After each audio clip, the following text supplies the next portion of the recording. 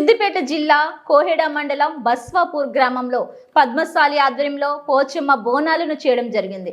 ఈ కార్యక్రమంలో మహిళలు పోచమ్మ తల్లికి అంగరంగ వైభవంగా బోనాలు సమర్పించడం జరిగింది. ఈ కార్యక్రమంలో పద్మశాలి అధ్యక్షుడు కొక్కుల రమేష్, మాజీ MPP Kokkula Keerthi Suresh, Bhaskar, Shankar, dish Raju, Mallikarjun, doctor Ganesh, K Mahender, Giridhar, post Tirupati, Rajender, Srinivas, Suresh, Sripal, Naresh, Chintu, Raju, Bapuraju మరియు కుల బాంధవులు, మహిళలు అధిక సంఖ్యలో పాల్గొనడం జరిగింది.